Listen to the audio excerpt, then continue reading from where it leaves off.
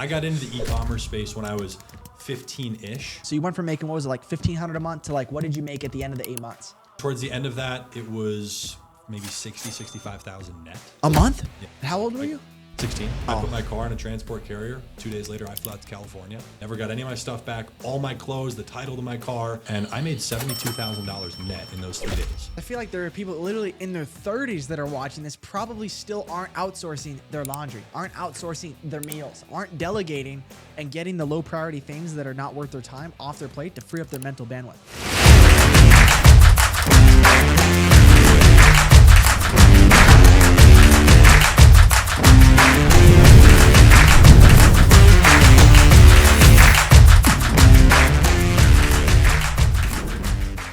This is Hayden Bowles, okay? He's a good friend of mine. He lives here in Scottsdale and Puerto Rico, the other half. And I'm super excited for the podcast because I'm sure if you're a young guy watching this and you're in ecom, dropshipping, you've seen this guy's content. I know I started seeing his content when I was like 15, 16 years old, and he's got videos that have gotten millions and millions of views. In fact, I think his top one has like 6 million views. He's got 300,000 followers on YouTube. He's generated literally millions, probably tens of millions at this point on ecom. And today we're going to get into his story, what he's doing. He's going to give me some advice as well on my branding, my YouTube channel for those of you guys watching that want to start your own thing. And then we're also going to get into if you were starting over 10 years ago, right? You're 14, starting over in this day and age with AI, Bitcoin, all the TikTok, all this craziness. How would you do it? Hayden, welcome to the show. Thanks, brother. First of all, appreciate you having me on. Always a blast to connect. Yeah, man, a lot has changed in that time frame. Right. Even from when I was starting, I got into the e-commerce space when I was 15-ish. I was actually growing Instagram theme pages. We'd post memes, we'd post quotes, repost viral videos, and you'd get, 50,000 followers on this page, 120 there, and brands would start reaching out to pay you for what's called a shout out. And so what I noticed is there was brands that like consistently would pay me. There's this charcoal teeth whitening company. It was like the main one. And I'm like, why are you guys paying? I mean, and no offense, but like you keep sending me $100 every week. And I'm like 15, so it's a lot of money. More than I'm making mowing lawns. And they're like, well, every time we do this, we're making like a 15 ROAS. I'm like, who's ROAS? Like, what is that? What does that mean? Like, what is that? Who's ROAS? So that starts the research process of learning what it is and getting more into e-commerce. And that led me to Miami for about a month when I was maybe 16, I think 16, and spent time down there with people who were dropshipping fidget spinners. And so that was like as it was blowing up. And so I saw these guys, like every drug you could imagine, every party, all the women, like apartment's a mess. I'm there sleeping on the couch. I had like $600 to my name. And these guys are making like 70 grand a month, spending all of it, like every penny. Wow. They let me work in the business for free, like doing all the stuff they needed. Who are these cats? Bunch of guys. I only remember one guy's name, Jay. So Jay, okay. Ended up screwing me over in the end, but like they allowed me to stay for free in exchange for just like working on the business, which is what I wanted. How old were you? 16. And so I got to like see the business, right? I got to like figure it out. And so that for me was like, okay, light bulb in my head. So I went back to my parents' home in Minnesota, which is where I was living. That was roughly around the time that I transitioned to online school. It took about 2 years to convince my parents. From 14 to 16, I'm like, I need to drop out. I need to not go to school. And they let me try online school. So I did it for a summer, passed the classes. They're like, okay, he can do this. Maybe he's one of those kids that like learns better online, Yeah.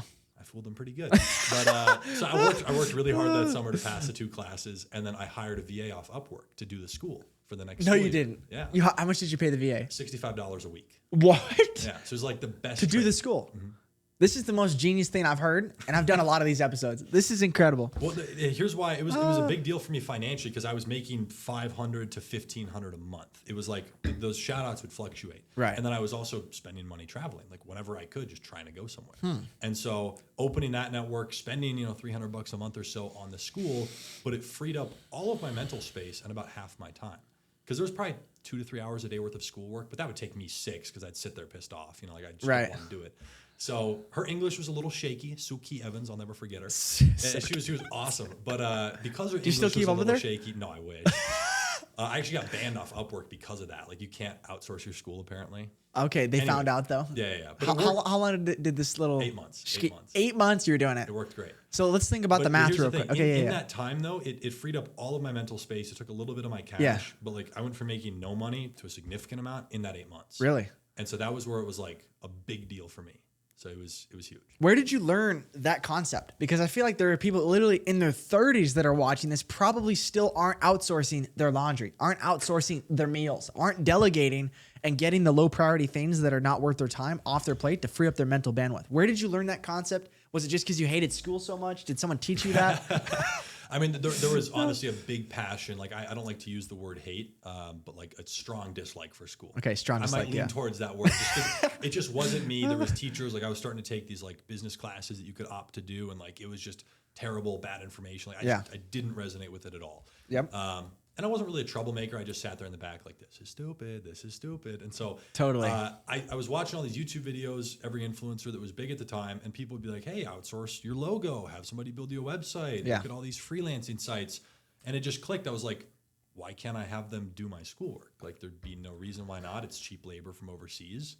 So I just looked at it. There was no listings for it. So I made one and got some applications, and it worked great because, again, her English wasn't great. So she got like C's, which was really believable. So it was good. Wow. And so this was probably in like what, 2013? No, I'm 23 now. So this was 2016. Oh, this is 2016. Okay, nice. 2016. Wow. So you know what's funny? During that time, 2016, I was actually on my deathbed with Lyme disease, but I was playing video games like all day, every day because it was the only thing I could do. And so I figured out a way to start making like $1,000 a month playing video games. Really? Yeah. There was this game called Destiny, and it was like Call of Duty and Halo had a baby. And I got really good at it and I ranked really high. And I would go in these little forum groups to get traffic. I learned about business. And I'd go in these forum groups and I would say, hey, I can help you go through, you have to win 9 games in a row to unlock like special guns in the game. Okay. And so I would carry, it was called a carry. So you and a battle buddy would carry the third person who sucked, and they would pay you $50 an hour. I would make $50 an hour at 15, 16 when I was sick. And so I would do these carries on a Saturday, and I'd do 4, 5, 6 of them. And it was the funnest time of my life, man. Like, I literally made enough to buy another PlayStation, another monitor, so I reinvested back into the business. Yeah. I I'm like, I could not believe I was like, hey mom, can I use your PayPal? She's like, yeah. And she starts seeing these payments coming in. She's like, what are you doing in here? I'm like, oh, people are paying me to play with them. What's going on, guys? It's Bridger. Listen, a lot of you guys watching the podcast want to know how you guys can get a hold of me. Best way is to join my Bridge Builder Brotherhood and shoot me a DM on School. First link in the description. You've got exclusive content, monthly coaching calls with me, and I'm posting all the time in there. It's like our own little social media platform. First link in the description, completely for free. Let's get back to the podcast. Probably sounds sketchy, but that's hilarious. Like, dude, there's a market for everything. Everything, now, bro. did you only get paid if you won? Yeah, we had to keep going. Yeah, so so sometimes it would take, if we failed, it takes about an hour to win 9 games. So if we failed, it would take 2 hours. So being a fish, I'm like I don't have to redo it with this guy. You gotta be good. So you had to be good. So I learned, I'm like me and my buddy would like mute the guy or like mute ourselves, like frick, like if we lost, right? So like you had to be good, and it was so fun because you had to learn teamwork, communication. Like I'm constantly communicating over the phone, like, oh, he's around this corner, like go this way, like. So and then yeah, it was fun, man. It was fun. So it helped distract me from my misery. I'll bet. What'd you learn about like the sales process during that time? Because you're having to pitch someone, make a cold post. How'd that go? Well, I learned the power of status and leverage. So like my sales pitch was, here are my stats. Like you can look me up on something called, it was like, I forgot the name. It was like some sort of like, it was like Guardian ranking or something. And it would rank you based on how many games you'd won. And it shows you your past history. So I would literally just show my history. Dude, listen, I've literally won 40 of the 50 games I've had. They had an ELO scoring system. It's a made up scoring system called ELO. And so my ELO was at a certain level. And based on that, they would say yes or no to me working with me. And then if your ELO is lower, that's a lower likelihood they're going to carry. Yeah. So that means they would pay you less. So I'm like, I need to get my ELO up. So I learned how the marketplace worked on this online world. And then I would just send them that. And then I would just get them on. And if they're hesitant, then I would just get them on like a little party chat on Xbox and just would close them. Sales call. Yeah, I would close them on Xbox. Yeah. But think about how relevant that is to today. Yeah. Like this is what I've always told people, like if I get on a sales call versus someone on my team gets on a sales call, it's not even a comparison. Yeah. Not because I know my product really well and I understand the customer and who it is, but because that lead is tied to me and they know who I am. Right? So if you're in the ads, if you're the face of something, it's significantly easier because there's status.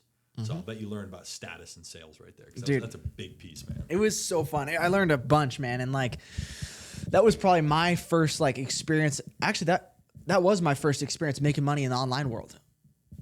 Yeah, it was that. And then right after that, I started becoming an affiliate for Greg, and I started selling his program of the DM. So I'm like, why can't I apply the same concept with online chatting to selling an affiliate program? I learned how to be an affiliate. So that's how I made it. And you being a drop shipper, I feel like it's similar to an affiliate because it's not really your product, but you get a commission of it, right? So I'm curious. So you outsourced your schoolwork, and then you had 8 months before you got shut down, found out. So you said you went from making little money to a lot of money. So you went from making, what was it, like $1,500 a month to like, what did you make at the end of the 8 months? Yeah, I think a peak month for me was maybe 1,800 before. That was like trying to hit the 2,000 number, you know? Yeah. And then towards the end of that, it was maybe 65,000 net. A month? Yeah. And so that was a month? Yes, but keep this in Holy mind. cow, So when I finished months. that school, the school year wasn't over. Okay. And so I got shut down. She wasn't able to do the work anymore. And so now all my grades fall. And I mean, I had F's across the board. I'll show you the transcript. It was pretty fun. And so it was like brutal. My parents, they weren't really checking it because it was good. And then they finally get a letter in the mail at the end of the semester. He failed everything except one class. He's got to redo it all. Maybe he can graduate on time. And this is, I think, January of 2018. And so I'm still 17 at the time. And this is when like they found out. Wow. They said, well, either you're going back to school and you got to make it up, or you have to leave the house. You have 2 weeks to leave. Because if you're not a full-time student and you're underage, you can't live at the house. Like it's just one or the other. And they had always made that rule very clear since we were young. Like if you're not going to school, you can't live here. You got to do your own thing. But they didn't know that I was making that sort of money. And so that was the different, like there's a lot of parts to the story here, but wow. I tried to get them to open a bank account for me. Not because I needed money, I just needed a way to transact, right? Because previously it was a PayPal account. Eventually that got shut down. And so like I just needed a debit card to like spend money on ads and all this. They said no, so I drove 10 minutes to my grandpa's house. And he's always been like the most encouraging, like, let's go. Doesn't even really know what opening the account for the business stuff means. I'm like, I don't need your money, I just need you. Wow. And he still co-signed that original bank account is still open. Is it really? It's still there. Yeah. Oh, wow. But I told him, I said, when I make my first $1 million in profit in a year, I'll buy you whatever car you want. And he's always been a car guy. He's owned like 95 cars, but never had the budget to really do anything like awesome. Yeah. And so that was just like an awesome thing for me. And then I bought my car that I really wanted at the time. And then, the school issue happened. And so 2 weeks later, I'm out of the house. So I left. I kind of called their bluff. I thought, they probably thought that I was just going to go back to school like any, person would, but I left. So I put my car in a transport carrier. 2 days later, I flew out to California. So where'd you move? Into my friend's place in Santa Ana, just outside of Irvine in California. Wow. So I stay with him for 3 days before I'm out at a coffee shop. So I have my car and my laptop. That's it. I try to come back. He's not answering his phone. Won't let me in. What the heck? I'm like, go back to the coffee shop. An hour or two later, he's like, yeah, sorry, bro. Like, no, not going to happen. I'm like, what's not going to happen? What are you talking about? And that was it. Never got any of my stuff back. All my clothes, the title to my car, monitors, all my books. That's what I was really upset about. I had like a huge book collection with notes inside of it. Like, who was this I'd been guy? reading so much. I don't want to put his name out there, but it was a Forex guy, if that lets you know. So, anyways, that now it's a new problem. It's like 6 o'clock at night. I have money, but I'm not 18, so I can't get a hotel. I can't get an Airbnb. I don't really know anybody else in the area. And so I go to a couple hotels until somebody's willing to sign under their name for a hotel for 3 nights. And I'll never forget this story. It was the Marriott right over the bridge in Irvine. Somebody said yes, but there was a convention in town. So like almost all the hotels were booked up. So I paid $700 for 3 nights, which like to me was a lot. Even though I was making money, I hadn't really spent anything. I was kind of pissed off at that. But this was like it was over a long weekend. And I made $72,000 net in those 3 days. And like, I'll never forget, like, dude, my life changed that much. How did you make $72,000? We did a really big promotion. That was the official launch for our e-commerce training program. And so we did $72,000 net, not one employee. There was $150 a month for one software, 99.9% margin, right? And that was just the launch. And so like that for me was like, okay, like I'm good. Like if somebody wants to screw with me like that, that's fine. I can go on my own and I'm okay. Yeah. So I found a good friend of mine who we actually used to grow Instagram pages together. One of my best friends now, Abdul. He's actually moving out here soon. Is he? Meet him. Yeah. Let's go. But so we stayed in Airbnbs for a little bit. We were looking for a house to rent in Hollywood. I turned 18 like 2 months later, and we decided Hollywood's really expensive. Can't really find anything good. So we went and traveled for like 4 months. So we went to Bali for a month, Thailand for a month, through Europe. It was a blast. And then I moved back to California. At 18? Yes. That's crazy, dude. So you went from basically $1,800 a month, hating school, to out of school on your own. And so break it down, right? Because someone's watching this, their mind's probably blown. Because I remember when I was like 15, 16, I started hearing about these stories of these young guys that had made millions and started making, or not even millions, like tens of thousands of dollars. It was just unfathomable to me. So break it down. Like, what was the journey that you had to go through? And what are some actual steps someone watching could take to start to set themselves up to call their parents' bluff? Yeah, and our relationship is rocky. It's fantastic now, which I'm super grateful for. Awesome. But we just butted heads a lot back in the day. So for me, it was that Miami trip that opened the eyes. Like, okay, if these, not to use a bad word, but if these retards can do it, like these guys were just the worst of the worst. Partying, yeah. Oh my God, I've never seen anything like it. And so that's why I've never partied. I don't drink. I don't do any of that. It's just I saw that and how badly it screwed them up. It crashed their whole business. Wow. I don't want any part of that. So that's awesome. I came back and I just went into a hole, literally in my parents' basement. The view was of dirt, and like that was just locked in. And I was reading every book I could get. Like I was just going. And I think the biggest thing for me that I've always had was it wasn't is it gonna work? It's just when. Because if somebody else has done it, there is proof of concept. It's not a question of if, it's just when, right? And now if you're not getting the result you want, it's simply no other reason than a deficiency in skill. That's it. And some people get pissed off when I say that, but it's like, that's a good thing because it means you're in control of that. It might suck to get the skill, to learn the skill, to spend the money to get it and the time, but like it's acquirable, right? If somebody else has done it. So that was just the mindset I operated with. Like there was no other option. Like I had to make money. I was actually trying to figure out, like I was doing a spreadsheet, like, can I move to California on $2,000 a month? I'm like looking at it, I'm like, this is not going to work, So trying to figure that out. And I was like, simple solutions, just make more money. So the business finally took off. It took a while. I had like $5,500 saved, spent all that, saved up a couple grand more, restarted. It was like 2 cycles of that, kind of spending all the money. I was still mowing lawns, still doing the Instagram stuff. And then it finally took off. What was the either product or business or offer that took off? Yeah, it was in the dog space. So we were selling LED dog collars. That was the first one. So that was the one that like, okay, we did, whatever it was, like 7,000 in sales. About a 30% margin at the time. Okay. 7, and then it was like 22, and then it was like 36, and it was 45. And what was the margins? Whoa, about 30%. That's pretty solid. So it was like that continued to increase, and then there was a second store. And at the time I started doing YouTube because it had started to been working for a couple of months. And so I put it out there. I didn't have anything to sell people, but people were reaching out. And so because people were reaching out and I was doing calls to help them for free, I got to see 20 different stores and help people run ads on 20 different ad accounts. And just seeing every scenario and being able to test all of my theories on all this other stuff, it was just the fastest way to learn. So I realized teaching people actually helps you become a serious expert. Yeah. Like I was good at what I was doing. I was, a year into it, I was new. But helping other people, which they were all very grateful for, like that made me an expert really quickly because you get to see it 50 different ways. You know? And you get to test your theories to see, am I the anomaly? Yeah, well, here's the thing too. If somebody's ad account is spending $1,000, making $3,000 a day, like if I go launch some random test for $100, it doesn't matter. It's not going to lose them money any day. And pretty much anything you launch on an ad account that's working is going to get some sales. It's going to break even. So no matter what you do, you're not just costing them money or yourself. Yeah. So I've gone through a lot of testing. I've spent a ton of money on ads. How much money you spent on ads? I don't even know what that number is in total. We're probably at 15 to 20 million in total e-commerce revenue personally. Wow. Not like through clients or other people, that number is probably north of 100 million. Wow. So on personal ad spend, I don't know, I'd say $7 million. That's just correlated to my Amex points roughly. $7 million on ads. And you're 23, right? Yeah. That's awesome, dude. Yeah, we're the same age. Yeah. Yeah, that's awesome, man. Dude, let's go, dude. I'm freaking fired up. Yeah, dude. I love getting young hustlers on here, dude. Like guys who had a chip on their shoulder and made it. Because I had a similar story, right? Like my parents were the same way. The only difference is they let me stay in the house, but they're like, you have to pay rent. Yeah. Like, that's a great option. Like, yeah. So all the parents out there, kick them out or make them pay rent. Like, don't let them freeload. Yeah, don't let them freeload. It is the best thing for you. It is. It's how the real world works. 100%. Yeah. So luckily my rent was only $200 a month. So and I got free food. Oh my God. And internet. Yeah. Wow. So I was like, yeah, Mom, I'm gonna sign off on my college. Yeah, I'm done. Yeah. So I that was in high school, but yeah, I dropped out of college second semester, but I did it once I had an opportunity to go all in on, because I was learning some cool stuff, whatever. But yeah, dude, like I think there's such a power in like if you want to take the island, you must burn your boats. Do you think that that's a mindset that I think young people now are like kind of, some people go 50-50 on, and do you think that hurts them in their success? I mean, people are very passive nowadays. I've noticed that. Like they just kind of flow, they just let it be. And I've noticed like the people who do really well, like it is that all or nothing mentality, but it's not usually a conscious decision of I'm burning the bridges. It's perfectly logical to them. It makes perfect sense. They see this and they're going towards it. Like there is no other way. To other people, it looks crazy. But like everybody I've talked to, it's like they knew what they were doing. It's like, this works. Is this going to work? It's going to work for me. There's no ifs, ands, or buts. That's it.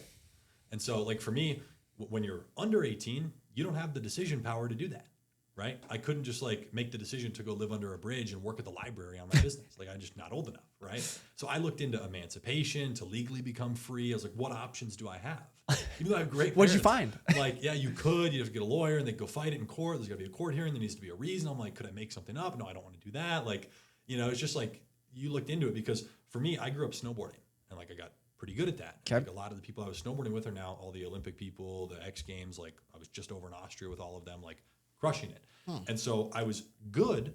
And maybe there was a chance of a career there, but every single person who made it in snowboarding went to online school so that they could travel. And my parents said no. Now there was budget constraints around it, but also they're like, you have to go to school. You can't just switch to online school and become a bum snowboarder. Right. And so when they took that away from me, it was just like ripping my heart out as a kid, like with my passion. I was 14. I had a really big injury that kind of stunted the progress in that sport. And so then when the business stuff started coming around, I'm like, you're not taking this away from me again. Like, there is no scenario where this happens twice. And so that for me is where I just like had to take control of that. So I love that. So let's say you're 18 again, or even 17 actually, because that's really where your journey began. 16, 17. Let's say you're 16, and it's 2023. ChatGPT, AI, and Bitcoin and all the craziness, crypto. Where are you going to focus, and how can someone decide? Because the thing that I'm thinking about is, which is interesting, I tried drop shipping for maybe a month, started to get some ads, working on it, and I just didn't fall in love with it. And I went a different route. I went the affiliate route and the sales route, and I learned sales and affiliate marketing and stuff. So there's different ways you can make money. I'm sure you've got a ton of friends that do different things than ecom that are still successful, right?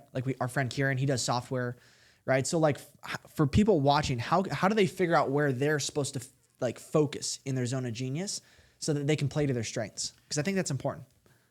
Yeah, I have yet to meet somebody who does really well and has done really well for years who didn't go through multiple things. Okay. Right? Even if it was dabbling for a month in e-commerce, you were there. You tried it, maybe not for me. And you could have made the argument, you had to stick with it, maybe it would work, but everybody's got their own path, right?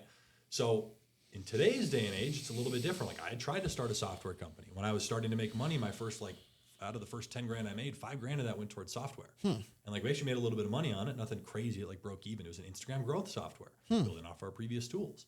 And so, trying different things, but for me, it's just dabble in different things and figure out where your strengths are, because I'm not a creative designer type of person who's going to sit there and design clothes. I don't care about clothes, it's just not me. And so everybody has their different thing, I'm more about I need a clear path. There has to, that's why I love real estate, just a very, very clear path towards something. Totally. And I like numbers. I like analytics. Numbers tell a story and they don't lie. Yep. So that for me is it's just, I can live in the numbers and just isolate myself there. And so, software could have been a route. That's why we were trying to do a subscription software. That's one of the ways I would probably go in today's day and age. It'd be something built around AI where I can build a subscription-based SaaS and use TikTok and go viral. There's a lot of things you could do. And it's just, people have to pick one, because I see a lot of people trying to build 14 different things. And it's that's the death of all entrepreneurs. So focus on one at a time. And then if you're not seeing the ROI, in what time frame? Because I feel or is it kind of, I think it is marginal. But here's the thing, though. Yeah. It's the belief that there is no question that this will work. Yeah. And so if you don't have that and you're just trying it for a month, it's not the thing for you. Yeah, I agree. I feel you're going to hit something where there is no question.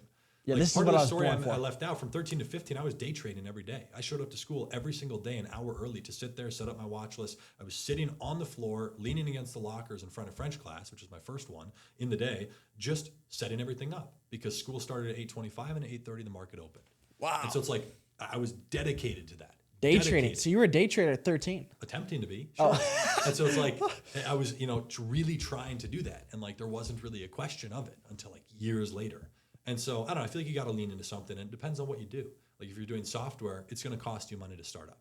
Now you have no-code tools and different things that can allow you to get in a little bit easier. I don't know much about that, but you got to pick something and stick with it. What would you pick?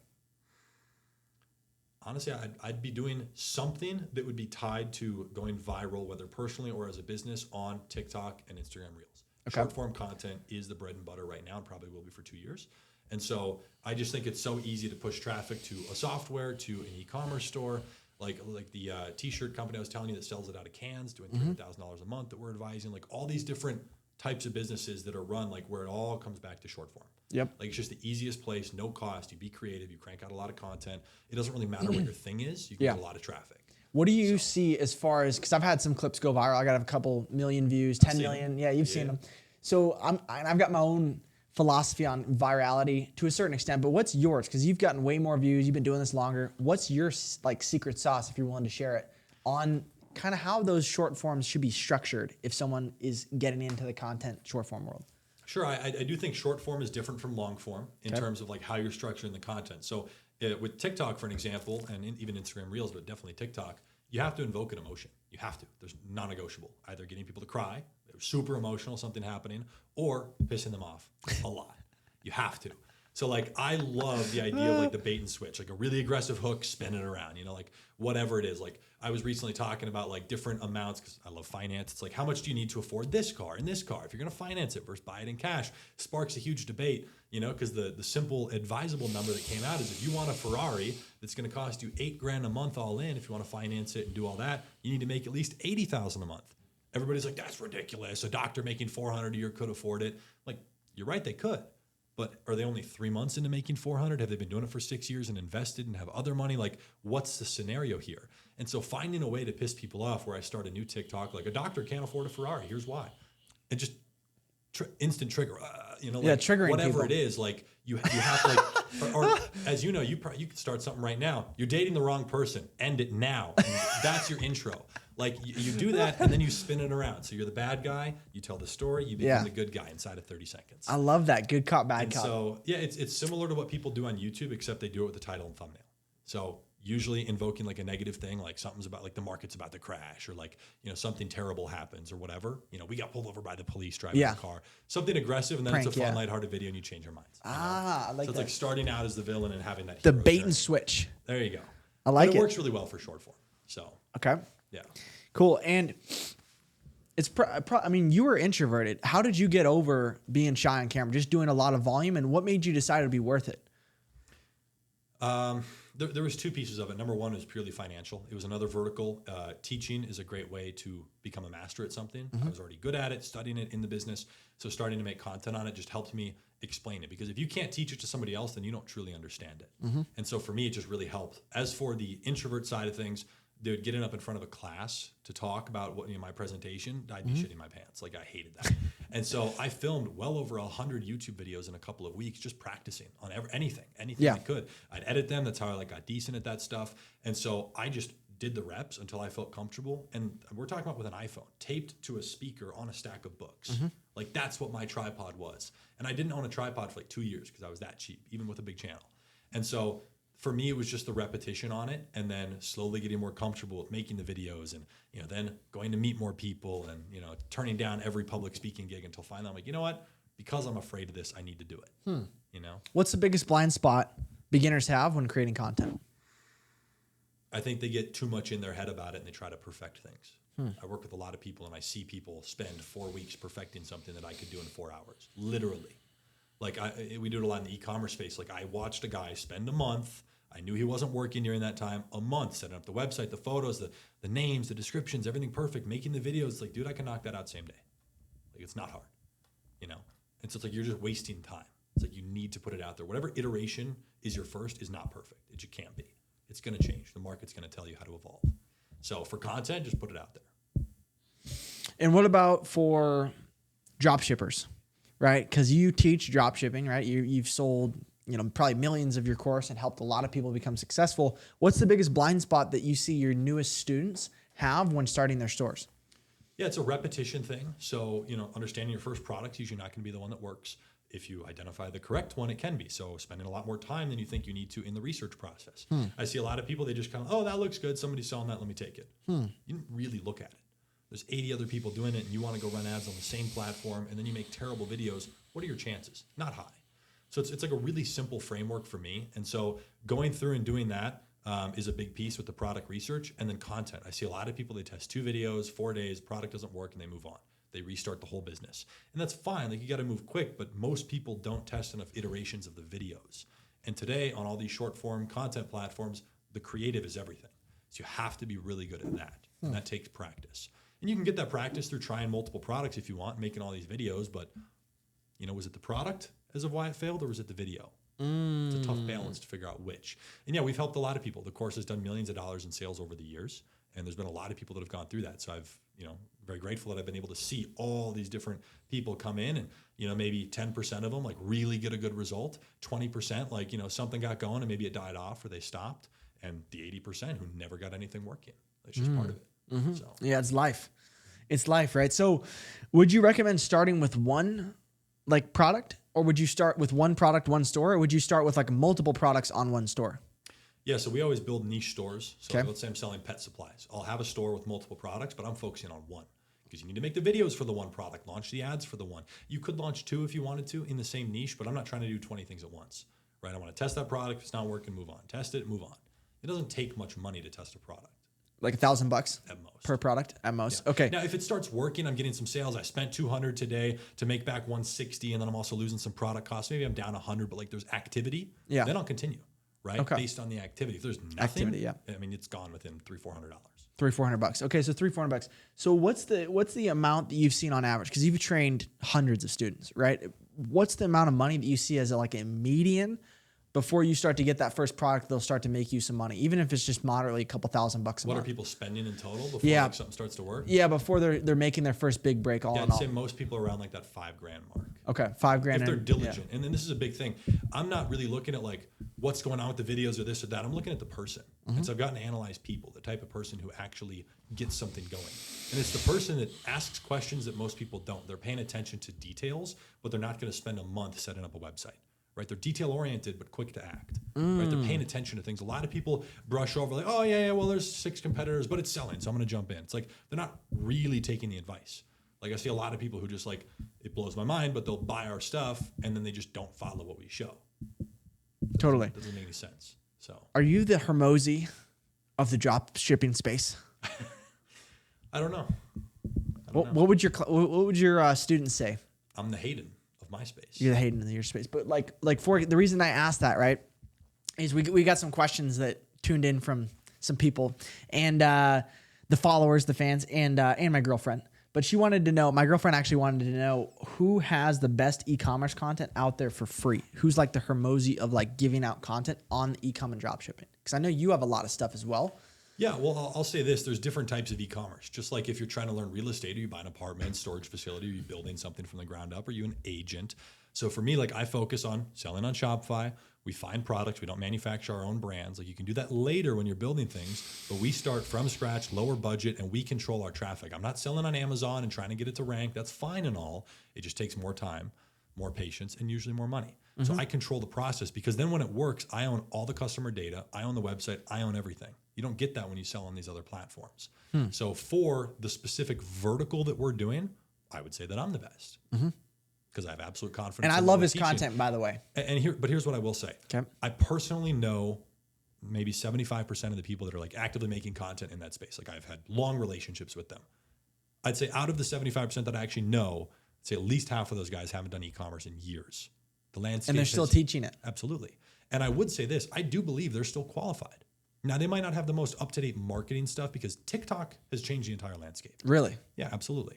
TikTok's what a way? totally different platform. Content, how people interact. TikTok Shop's now a huge thing. Okay. The speed of the content there, how quickly you can test a product, the organic nature. Now it's somewhat reasonable to actually go viral organically without spending any money. So somebody who's amazing at TikToks could do really well, right? You even have people becoming affiliates for TikTok Shop accounts who get sent a sample product and make a ton of money. That tool, FastMoss, that I just showed you, you can look at how much these creators are making. There's people with 50,000 followers doing 30 grand a month, 70 grand a month. It's crazy. Like just making videos. And so there's a lot of verticals, and TikTok has changed the whole thing. And so in the e-commerce space, you got to first of all figure out what's your vertical. I don't want to sell on Amazon, eBay. I know all the big guys in all those spaces. And then figure out the best person and pick one, because every ad strategy looks different. Everybody's going to say, hey, I want a general store. I want a one product store. Like at the end of that shit doesn't really matter that much. If you have a good product, good videos, and know how to run ads, you're fine. So Let's talk about rapid skill development. ooh, I like that. How do you do it? Rapid skill development, I would say, happens best when you're not doing it alone. Because again, the art of explaining that and teaching it, collaborating, let's talk about what worked and what didn't. So having a couple people around you that you can do that with, I'd say is really beneficial. Like if you're first, like say you've never gone to the gym, is it better going with 2 other people who've never really gone to the gym so you can see what's right, try different things, more machines, more times? So that for me is a big thing. I would also say picking again one person who is where you want to be in a specific vertical. There is no one person I follow for life. There's fitness people, there's relationship people, there's people I admire for different reasons, right? So whatever your thing is, picking one person for that, and then just spending an obsessive amount of time. Like I don't know anybody who's not obsessed with their craft that does exceptionally well. Yeah, do it just a lot of volume. And what are some, so let's say they want to follow the ecom model. Yeah. What are the skills? Because I know there's a lot that goes behind it. You got to create a Shopify store, you got to edit content, you got to understand marketing. Like those are the three that I see right off the bat. What other skills am I missing that would be blind spots that you need to rapidly develop to start to see some results? Yeah, I mean, you got the technical side of it, which is finding products, right? Understanding the research, the numbers, like how do I find a product that is a little bit newer, maybe it's trending, and what margin do I want on there? That is an acquirable skill. Now, the stuff that takes a little more time and is usually dependent on the person is content, the research of that. I'm looking up other creators. I want to get a general sense of what's working on TikTok right now, not for TikTok, but for products, physical products being sold on TikTok. What type of content? Is it music in the background? Is it a voiceover? How long is it? Like just like what we were talking about with YouTube, like take what's working, figure out, okay, what's their thumbnail strategy, their title strategy, like all of that stuff. So I do the same exact thing on TikTok. Like I'm always looking on there because like that's how you get good at it. If you've never been on the platform, you don't look at it, you're not in that space on TikTok, how do you know what works? How much time do you spend a day watching other people's content, researching and engaging and seeing what the algorithm's feeding you? I'd say probably an hour. An hour a day. Yeah. And do you do it used to be more. Do you do it all at once or do you spread it out throughout the day to see what's popping up throughout the day? I mean, it doesn't really matter. I'm usually on there a couple times throughout the day. Just a couple 10 times. minutes, And you're just checking. Yeah, I've noticed that too. And what do you have a system for capturing content ideas? Like let's say you see a video that's like, oh dude, this caught me, this got me. I'll save it. You'll save it. Yeah. And then what will you do with it? I'll look at it later, discuss it with a friend. Okay. Yeah. And then Screen record it if you have to. What does your content team look like right now? Like 4 VAs that edit, and now we're searching, like I told you, for a full-time video guy. Nice. So we freelance with a local guy if we need to. Okay, nice. And how do those editors do overseas? They do well. I mean, the biggest attraction for them is the hard work, the loyalty, and the cost. Right. I mean, they're obviously not that expensive. So when I can take a kid in India, start him at $500 a month, give him what I now realize is maybe a little too generous bonus structure, and then he's hitting it, which is I guess, a good thing. That was the point, right? So now this kid goes from making $500 to 6 months later, he's hitting $3,500 a month, which in his country, that salary is equivalent to $700,000 a year in their money. 17, kid's taking care of his whole family. He's balling, nicest guy, right? And now he's able to run a team and outsource work to his friends and his people and train them. Like that's building a leader, that's putting someone like in a position of power. So I like people like that because I'm happy to give them an opportunity. And a lot of those people over there, they work really, really hard. You know, the average salary there is $150 US a month. And it's usually manual labor. What's your favorite country to hire hardworking virtual assistants for editing? Philippines, Colombia, and Brazil, I would say are the top. Did you say India though? You had a guy or no? Yeah, we had the main guys in India. Yeah. So what about India? Is India good? That is an anomaly. That's an anomaly. In my opinion. Okay. Not a lot of VAs typically come out of there in the content editing space. Okay. Now, the reason I like Colombia and Brazil, those are a little bit more expensive. Brazil's a little more expensive than Colombia as well, is just the time zone. Yeah. So if you need them on a time zone for the US, not a problem. But most of the editors like, dude, I don't care. You just do your thing. You hit your numbers for the week. Like if they're posting on the page, they have access, they do the content. For anything that we post on an Instagram page, it has to go through a review, which we do once a week. So it's like the timing doesn't really matter, So let's talk about leadership, because you've built leaders that have gone on to build leaders. And I think that's the true definition of a leader, is their ability to duplicate themselves and delegate the things underneath them. So do you have principles that you follow for leadership in leading your team? What's your philosophy on leadership? You have to be willing to do what they're doing and do it 10 times better, 10 times faster, 10 times more. Like you have to understand it. You can't have somebody outsource, work that you don't even understand how to do yourself. And so for me, that's why I loved our book club, especially when we were focusing on leadership, which is incredible. I love incredible principles. I think a lot of people actually hire too many people too quickly. Like you can be deadly with a team of 4. Like it's crazy. Because the thing you don't want as a leader is to build a company culture, have all this great stuff. I'm going to bring on 8 people because I'm all excited, and then I need to let 5 of them go. What kind of message does that send to the rest of the team? You weren't calculated in what you were doing. It's just that's something that I've gone through where I noticed like a lot of, I don't know, indiscreet feelings from the other people on the team. We've had to let other people go that we probably shouldn't have hired. So being more diligent on the hiring side is a big thing, but then building team culture. Like even if people are in different departments, letting them interact. I know actually we talked about that during book club. I'm like, should I let these people interact? Because they were separated. But letting them interact and building a team culture, I think has been really cool. It's different when it's online versus in an office. Very different. I've only had an office structure once. It was small and there was 2 people. So it was just a place for me to not work at the house. So for me, it's been all online, and just cultivating that team has been a really big thing, you know, so allowing people the opportunity to be flexible, give them their space, but do check-ins. It's like trusting, but verifying, you know, because some of my best people, I don't need to talk to for a week. We'll talk once a week, but they're getting their stuff done. It's like giving them their space, because there's some people that want space. There's others that need their hand to be held throughout the day, you know? And during that week, are you checking in with them? Yeah, if we need something. If you need something. Yeah. And at what point did you give them that 1 week reign? Was it after months of working together? Was it immediate? No, definitely not immediate. There's usually like a 2-month period that like kind of takes time to revise their work and actually get it how you want it, especially in an editing role or something like that. You know, like the head of the content that manages the other people, like now he knows what we're looking for. That's because we worked together. We went through hundreds of examples. We did all of that multiple times a week. You know, it's like really getting down to the nitty gritty. Yeah. Okay. And do you think that superstars are built or born? I would say built, because they're created young. It's not like most people are going to look at that as, are they born that way or can they learn it now? I'm talking about like those traits when they're 6, 7, 8, 9, 10. I think it's how you were brought up. Okay. So then how can you identify how someone was brought up 6, 7, 8 when you're in the interview process as a business owner? That's a good question. I normally try to take it a little bit out of an interview style. It's like, send me some examples. Let's do like a mock demo call, a mock sales call. I want to put them in like a real world experience. What are you looking and just for? See how they react. What are you looking for when Calmness, the ability to handle a curveball correctly. You know, a lot of people will like either freeze up or they'll start talking about stuff they don't know. And like in a sales position, for an example, if you don't know something, what do you do if somebody asks you a question you don't know the answer? Well, most guys are going to bullshit. That's the problem. I train my guys to tell them the truth. Hey, that's actually a fantastic question. If I actually don't know it. Yeah, exactly. Tell you what, I'm going to get the answer to that's correct. And I'll get it back to you shortly. Like, let me write that one down.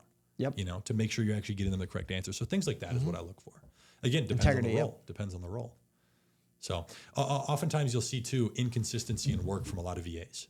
So like, for an example, thumbnail people for YouTube. These guys will send me 10 of 10, almost Mr. Beast quality stuff, 3 in a row, and the next one looks like you did it with a monkey on your shoulder while you were blindfolded. It doesn't even make sense. It's just so wildly inconsistent.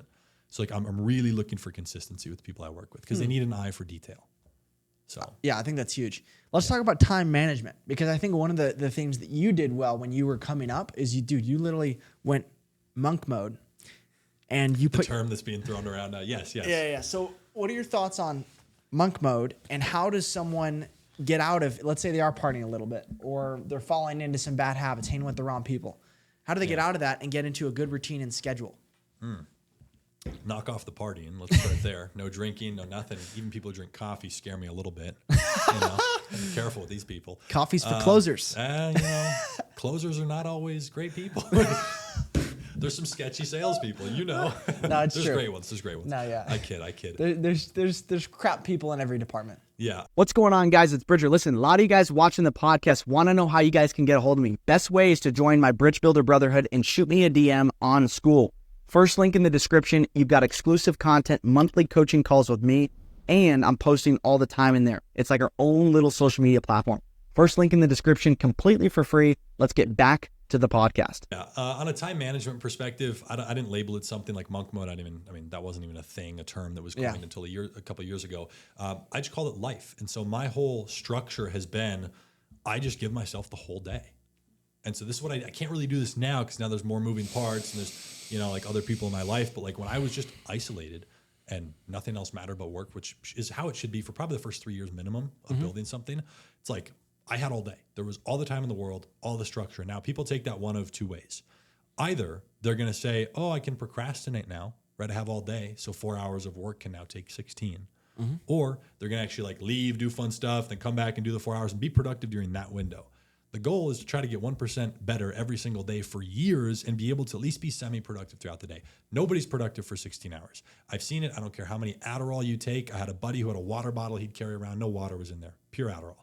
And he popped 6, 7, 12 of these things at a time. He had to get eye surgery because his vision started going away. But like even that guy couldn't be productive all day. It's like, give it your best shot. It's like, it's not going to happen. So like optimize for the long term, build the skills that are going to allow you to be productive at the flip of a switch for a period of time. How long do you work?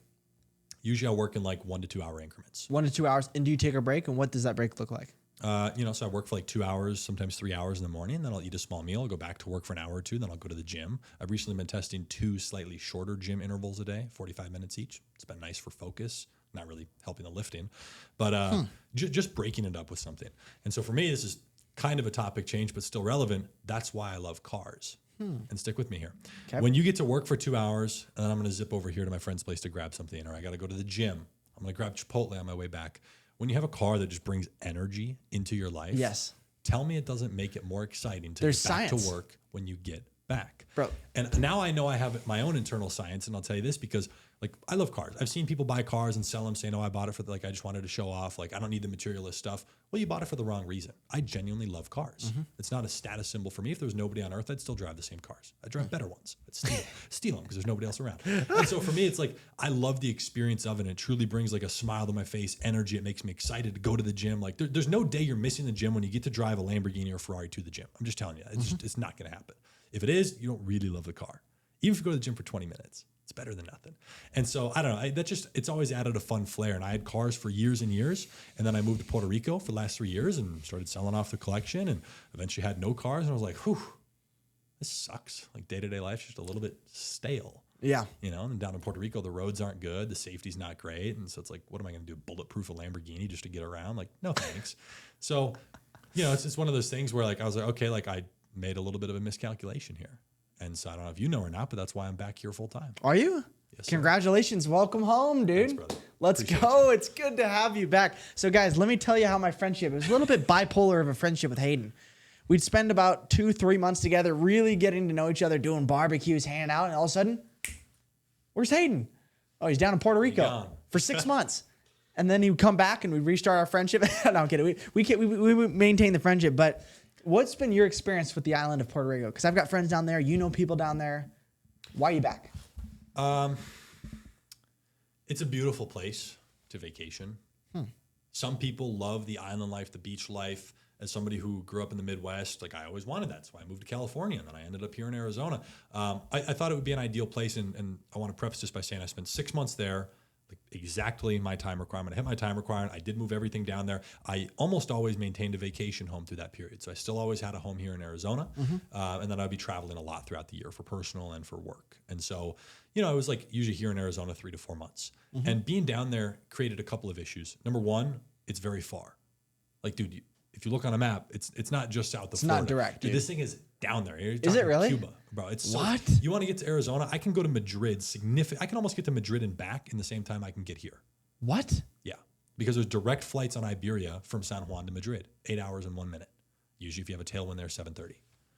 I've done it a lot. You want to come to Arizona? There's no direct flights. It's 2 flights. You're either sending through Miami, through Atlanta if you're flying Delta, or if you're on United, you're going through Dallas-Fort Worth. So you have multiple options. It's a full day. Plus, you're losing 3 hours in the time zone change. So it is a big deal to be going back and forth to a home here. I want to get up to the States. It's almost always 2 flights. So like last year was 120 something flights for me, individual flights, about 70 trips. Like just 120 flights. How much? $500 a pop? I have no idea. It's probably 100 grand in flights. I almost always fly economy domestically, and then I fly first class international, and I don't even pay for that. So yeah. So I try to keep it cheap. But like, look, it was just really frustrating having to go down. It's like, let's say it starts getting nice. I don't know, I'm out here and it's like, hey, I want to go do some stuff. It's like, I got to like consider the timing. Like I have to hit this requirement. It just. Stressful. I don't know if I told you about this. I'll show you after. But like I made a Snapchat on my balcony in Newport Beach, California when I had my place on the beach there many, many years ago. And it was just like a sunset with the music. And I wrote the caption, and I'll try to remember it exactly. It was, and this is it exactly. The biggest blessing I have in my life is to create or be in any environment I desire. And I realized about 1.5 years into Puerto Rico, when I made that move, I lost that. I gave that up. And that was a big deal for me. That was like a non-negotiable. And so I made a decision for taxes, which there's other alternatives for taxes, but to to do well and then have to try to save money, but in doing so, putting yourself in a box. And some people love it down there. That's fine. But when you wake up to gunfire in the middle of the night, I don't know, it's just not great. I had a friend, he's out taking salsa dancing lessons, and the fully automatic weapons go off like a block away. He's like in the hood. And they tell everybody drop to the floor. There's like these little half cement walls there. They're all laying down. 10 minutes of shooting. And then they get up and start dancing like nothing happened. My buddy's like shaking and just leave. He's like, oh my God. I think he's living back in Spain now. The dude took his boat back over. Like, dude, it's just like, violence is very normal there. It's like, wow. Yeah, it's like, oh, like, how's your buddy, Jose, like, what's he up to or whatever? And it's like, oh, no, they killed him. And it's like, oh, dude, it's casual. It's not okay. So, I don't know. There's a big laid back environment there. It's very, like, not moving forward, like very casual energy. Do they don't have the laws of America, right? Or what are the laws down there? Regarding... do they have any military? Is it American military? Like, what's the military look like? Yeah, and it's a territory of the U.S., so it's still part of the U.S., some of the laws are the same, some are different. Like, it takes a while to get a gun down there legally and all these different things. But anyways, basically, unless you're going to spend $250,000 a year on housing, I wouldn't move to Puerto Rico. That's my personal opinion. You have two options. You can either be in Bahia Beach, a St. Regis resort, or in Dorado, which is a much larger community with a lot more people. That was the ultimate reason I left, was the lack of community. Okay, and you didn't pick the crazy option, I'm guessing. Correct. Yeah, okay, interesting. I was there to save money. You were there to save money, and you leveraged that. Okay. If I was netting $5 to $10 million a year, sure. Like I can't even speak on that because I don't live in those neighborhoods. Yeah. I know multiple people that do. Some that like it. I still know people who have moved in there and left. Yep. So there's people in this building who have left Puerto Rico. It's true. Yeah, they've moved down there, moved back. Puerto Rico's overrated. Okay. Arizona's where it's at. Okay, let's be real. Puerto Rico can be a great option. Just do your research. Do your research. Okay, so now you're back. Yes, What's the plan? What are you working on these days? Where are you bridging the gap to next? Hey man, just having a good time. I'm super excited to be back up here, back bringing some energy into my day with some fun vehicles. So yeah, what's the new car you got? A GT3 RS. I saw your video, so dude. Having fun with that. Did you drive it over here? No. I wanted you to give me a little ride, dude. Next time. You'll drive it around. You'll drive it. We'll have him back for a vlog. Yeah, there we go. Just hanging out at my house. My girlfriend's here, so that was another big deal. Being able to be with her and spend more time here. Almost all my hobbies are here. Like, I just spent 2 weeks over in Europe snowboarding and stuff with all the snowboard teams and whatnot. So that was a blast. But being able to travel a little bit more freely now, continue to work on the business. We're probably going to be branching off and doing something in the e-commerce space relating to software. So, like, again, trying to stay in that ecosystem of e-commerce, but just doing some more projects inside of there. So the big thing for us is this year, we partnered with Shopify and TikTok directly. So our company is endorsed by both those platforms, which is huge for us. And now we can do a lot of other things. So for an example, instead of having to sell a program for $1,000, I can give a version of that away for free, $0, and then get kicked a commission of $200 from one of these platforms. So I need 5 people to make up the same amount of the sale, but as you know, much easier to sell something for $0 than it is for $1,000. Easy. So it makes it a lot more scalable. So we're spending a lot of money on ads right now and really trying to scale that. So wow, working with those platforms closely has been fun. That's exciting, man. And how do people get connected to Hayden? I would say my Instagram. It's just Real Hayden. I'm over there. Okay, Real Hayden. I used to have the good handle before my Instagram got hacked and taken down a while ago. No. 3 years ago, it was a big page. But yeah, it was just at BOWLES, my last name. But yeah, Real Hayden on Instagram. I try to get in there. I do have a team as well in the DMs and whatnot, but I try to respond. If it's a personal question, I'll get back to you. I love it. And what's your morning routine look like? Like, what time are you waking up? What do you do first thing in the morning? Do you just get straight to work? Do you have any sort of magic formula? No magic formula. I don't do the coffee. Sorry. I don't do supplements. I don't do any. You don't do any supplements? Never taken one. Dude, we'll have to talk on that. Supplements saved my life. My mom's we'll talk. So my mom's a DNA analyst. So she's a doctor. She analyzes your DNA and your blood work, and based on that, she'll actually look at what the biomarkers are and give you things to supplement what you're not getting in your diet. I've done that. You've done blood that? work and I had people look closely at that to figure out what you're lacking, but I've always tried to be natural with it. Oh, so you get it in the foods and stuff? It's so hard though, dude. It is. It's so hard. It's impossible when you travel. Forget about it. Yeah, forget about it. Yeah, you can try to cultivate it, but there are things that are missing. But yeah, as for a morning routine, I'm usually going to bed at like 10, 11 at the latest, usually up around like 6:30, sometimes 7:30 at the latest. Yeah, I try to make sure I get my full 8 hours. That's me. It's how I function best. Walk right into the office within a couple minutes, drink some water, and I get to work. So you just start with like a bigger task in the morning. That's just something that works well for me. I can't film right away in the morning. So if I need to do any content, that's usually, at least an hour to 2 hours into the day. And I also don't like to film right after I eat. So my typical structure is a 2 to 3 hour work block, eat a small, lean, high protein meal. That's usually like eggs and salmon or like eggs and steak, something small that's not fully full, Yeah. so it doesn't kill you for the day. Work for another hour or two, go to the gym, come back, work a little bit. I'll do any calls, content, talking to the team, whatever has to happen there, and then just open-ended into the evening. I do a lot of research, listening to podcasts, looking at real estate, buy a lot of real estate. So it's a lot of like just general research, looking at stuff in the e-commerce world, planning for content and stuff like that. How many hours a day would you say you're actively working versus learning and researching? I'd say working 4 or 5 hours, research another 4 or 5. Okay, nice. Depends on the day. There's days where it's 14-hour work day. Do you do any hard stops at the end of your day just to like recharge? Like I'm not working past this, or do you kind of just let it rip? I prefer to actually have the whole day.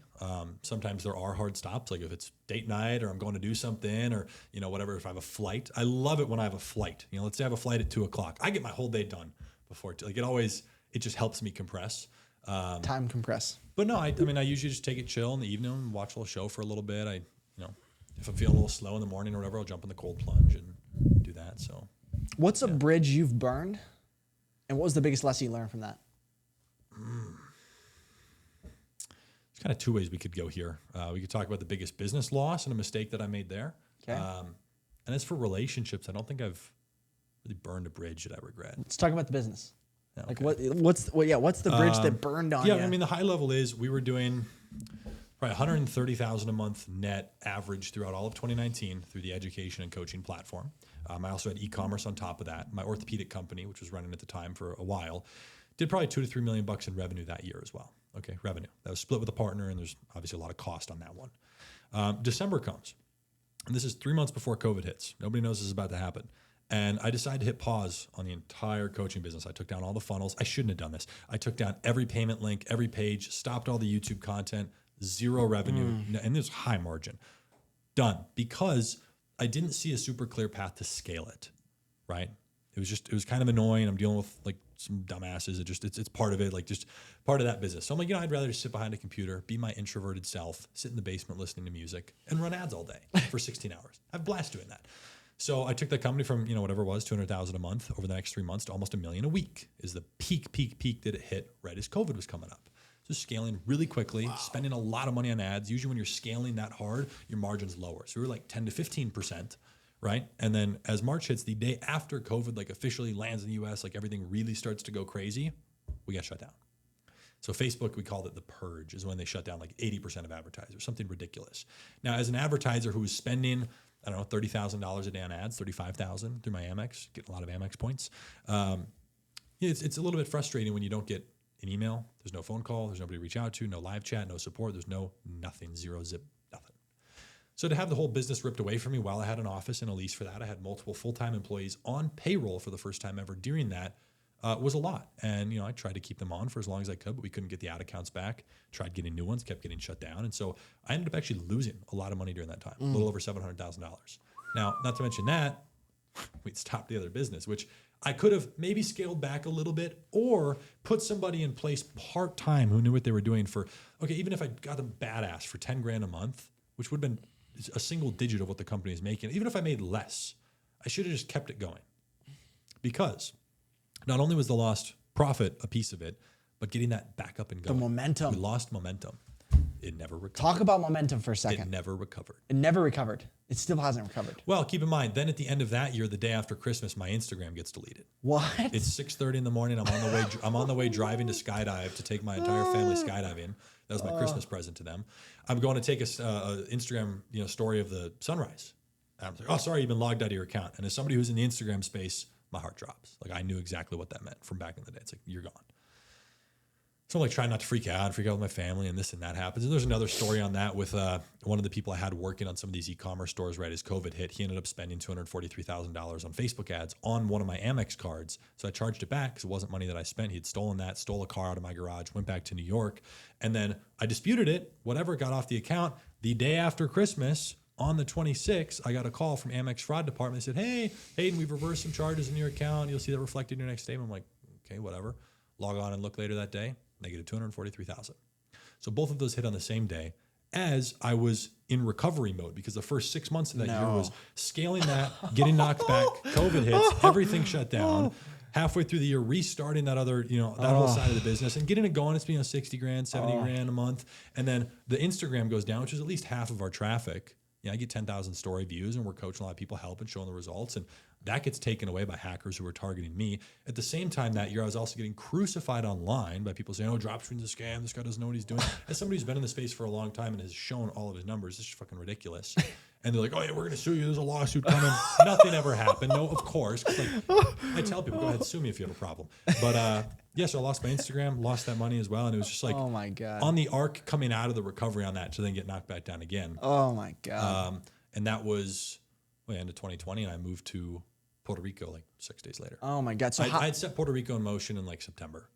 And so then January 2021, almost a year after COVID, that's when I moved to Puerto Rico. Which So your part of the thought process with Puerto Rico was like speeding up the recovery of that, And so even though things didn't fully recover with that business side of things, the difference in taxes helped make up for a piece of it. So that was nice at least. Wow. So how did you bounce back from that? Because obviously you're doing well now, right? He's bounced back. Trust me, he's doing well. He's got plenty of cool toys. So how did toys are toys, man. Toys are toys, dude. How did you bounce back though, dude? Like people listening to this, dude. Christmas Day, Instagram's gone, half your traffic. Think about half your income being gone, and then you go to your Amex, 240. Was it? Which was ironically about the exact amount I had set aside in cash that year to put into some new real estate property. I was starting to buy more real estate, and so I was like, damn, there goes the real estate account for us. Oh my God, dude! On top of the loss from real estate, it was just like a lot. It was rough. But like there was no moment of like sit down. There was no cry or feel bad or I'm gonna complain. But it is what it is. And actually, I was a little bit. This might sound really fucked up. A little bit happy it happened. Really? In the moment, you were happy in the moment, or later? The next day. The next day, you were happy it happened. I was trying not to think about it during the day because I was with my family, giving them. We went skydiving. That was my Christmas gift to everybody. So it was like hard trying to like not think about it. But so just coming back from that, I was like, look. If it had to happen, it's best it happens now when it doesn't affect anybody else. There's no wife, there's no kids, there's no huge employees that get messed up. Like, it's fine. I can take the hit. It's just money. And on top of everything else, it's a fantastic lesson twofold. Number one, anything can happen, even the stuff you don't see coming. It's always going to hit you when you least expect it, when you're cruising. And then second, lost my train of thought.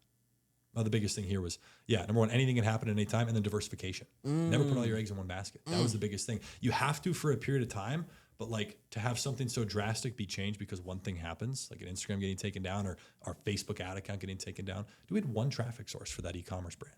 One. And so it's like anything can happen. I didn't own that traffic source. So that's where it's just, you got to be prepared. You got to be nimble. You got to be able to move. You got to keep some liquidity. So I've always been decent on that. It's just, it's a lesson in like being grateful that it happened now and I learned the lesson versus later with a lot more money and more people on the line. I love that, man. And also, just if I could add here real quick. Like, go ahead. What am I going to do? Sit there and be upset about it? It's like the same day and the next day and the day after that, I'm sitting there working, continuing to build. What does it change? You can't control it. It happened. Move on. Yep. I love that. And one of the things I love about what you did in that moment, which I just want to like commend you for, is you reframed. Right? You did such a powerful reframe, which is, and I've done this as well, is when something bad happens to us, we have two options. We can either amplify it to make, oh my God, we can victimize ourselves. This is so bad. What did I do to deserve this? Like, I shouldn't have had that happen to me. Like, just beat yourself up, push yourself deeper into the hole. Or you can flip it and be like, you know what? This could have been way worse. Yeah, I love that. It's going to sound weird, but like I think about everything through that lens, and I'll even call people out if they're like, my car broke down, it's on and this and that. I'm like, well, maybe it's a good thing. Maybe we're going to get hit today or something happened. And this is totally going to sound super weird, but on the way here on the highway, a plastic bag comes flying up and almost hits the passenger mirror, right, on the Tesla. It just goes right by it. And I couldn't help but think to a month and a half ago when I was driving up here in the Tesla to get the GT3 RS with one of my best friends, Abdul, again, who I'll introduce you to, is moving here. And the same exact thing, the same color bag comes flying up, hits the passenger side mirror, and just like in the wind right there. We both look at each other. We start dying laughing. I'm like, that's a great sign, dude. It's like we're on the way to get the car. This is exciting. Now there's some energy going. It's like we're just like immediately dab each other up. I'm like, let's go. It's like, it's just all about how you view anything. And framing, so like whatever happens, if like you drop your food on the floor, it's like, again, you can't change what happened. The only thing you control, or at least learn to control, is your reaction to what happened. It's like, that's everything to me. It's everything. So. And how did you develop that? Because I feel like it's easy to just react instead of respond. And I think I've always been a little bit more on the logical side.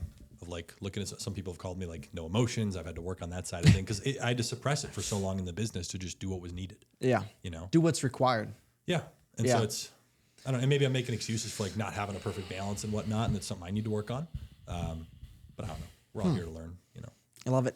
And what's one last piece of advice that you want to leave with the underdog? The guy that's watching this, that his parents are about to kick him out. He's barely seeing any success, but he's believing in himself. What message do you have for that guy? I'll give you one that's timely because Charlie Munger passed away yesterday. One of my favorite quotes from him, actually. It's to get what you want, you have to deserve what you want. The world is not yet a crazy enough place to reward a whole bunch of undeserving people. So you have to be, like, you might hear people talk about it in the dating scene and the general masculinity. It's like, you have to become the man who's deserving of that woman. That's true. That's true. It can look differently. Same thing in business. Same thing with skill. Again, it goes back to what I said about skill deficiency. If you're not where you want to be, the easiest thing to quantify is income. If you're not where you want to be income-wise, there's a skill deficiency or an action deficiency, but it's usually a skill deficiency. And by the way, same thing. The action is a skill. You need to know how to do the right thing. So, I don't know. So deserve your goals. Yeah. You have to become the person who's worthy of that. So if I have nothing to do or I'm bored or I want to sit, I'm just going to, I went on a run last night. Yep. Just 1 mile. And I sprinted the end. I was like, haven't sprinted in a while. Like looking at all the stats, I just read something the other day of like most people over 30 never sprint again in their life. They never go full out motion. I'm always sprinting up my stairs up the house and like just explosiveness. I love it, dude. I love sprinting. I used to play tag as a kid, and dude, I loved tag. Let's go play laser tag sometime. Dude, we should, dude. Let's do laser. You know what we should do? Or paintball. That's what I was gonna say. Let's do some airsoft and paintball. Yeah. I think they have some like let's get everybody. Let's go. I think they have like those like walls and stuff. Yeah, they those got all the stuff. Dude, we got to do that. Yeah. Yeah, and maybe we'll bring a couple lucky BTG VIP clients with. We'll bring a couple guys with. But yeah, to kind of wrap up the podcast, man, I would just say like if anybody's watching this and they're in a spot where they're like starting to see some traction, don't stop. The biggest mistake I see people making is when they start winning, they slow down. And when you slow down your momentum, you almost always go backwards or go to zero. There's a time and a place for all of it. I'll even give you an example. As somebody who loves cars, and I actually advocate for people to buy them. Now, you can buy the right car the right way and not lose money. Like I've made money on most of my cars, but like there's a time and place to do it. Okay. So for an example, if you're your brand in some format, if you're making YouTube videos or content personally, a car can make sense to add in the mix. Like that blew up my shit. Really? Big time. Which car? Both of them. The M4 and the Lamborghini were the two ones that actually changed stuff. All the other ones didn't really do anything. What car should I buy for my brand? Knowing me. It's going to need to be something sick that is not common. Can't be a G-Wagon, can't be a Tesla, can't be, we can talk about it. It has to be like a supercar, something like status. I'd say Ferrari. Yeah. Aston Martin. McLaren, Aston Martin. Go get a 720. Ferrari. Those have already depreciated. Get a 2019, so it's not a first-year model. You're not going to be electrical issues. Private party, Arizona, pay no sales tax, 215 grand, and you'll lose no money. Like my buddy Abdul, who just bought Jeff's McLaren from him. Like he'll make money on that whenever he wants to sell. Really? 100%. So just understanding like there's a way to do all this stuff economically without losing money on it. But the reason I wanted to bring that up is because like again I coach a lot of people in the e-commerce space, and there was a kid started doing really well. He was like 3-4 months into it. He's like, hey, I really want to get an M4, which is the first car that I like, my favorite car, hands down all time, absolutely. And he's like, when should I do it? This and that. Like I'm gonna go do it. Help me find one. I'm like, you're not ready. Like it's gonna take away from your business. You don't yet have enough money put away. Like give it 6 months. Like the dude was just on the come up. He's probably hitting like 40-50 grand a month profit, had like 110 grand in the bank. I'm like, just wait a little bit. Just give yourself a little bit of runway. So like, it's not the action that usually hurts somebody. It's how quickly they take it. Like just add a little bit of time. Yeah. Doing those, especially those impulse buys, those will get you for sure. I think I saw Ed Milet talking about this, right? Like, cause when anytime he wants to buy a jet, he's going to give himself at least a week, right? Or something like that. To think about the decision. Yeah. To think about the decision, right? Like give yourself at least a week or even a month before you decide to buy it. Yeah, I'm just talking about like new people that are like newer to their current level of income. Like just give it a little bit of time. Yeah, give it a little bit of time. Like I was stupidly consistent, a minimum 70 grand a month every single month for like a year and a half before I touched a car. Really? 6 figures. Yeah. So like just have some. You don't want a blessing to become a curse. So totally, man. Well, dude, thanks for coming on the podcast. I know you guys enjoyed this. Make sure you subscribe to Hayden's Instagram, YouTube. You check out his stuff. I 100% recommend it, especially if you just study how he goes viral. I love his content. And make sure you share this with someone that maybe is thinking about getting into e-com, that is in a position where their parents are about to throw them out. Watch how this cat bounces back, makes millions of bucks, inspires a lot of people. And if you enjoyed the show, make sure you leave a comment, a like, and you subscribe to the show. We'll see you guys next. All right, congratulations. If you made it to the end of the video, you're a 1%er. So do me a favor, do a couple things for me. Number one, share this with someone that you feel like would get tremendous value from this video. And then number two, we've got content that'll help you level up and bridge the gap in multiple areas of life.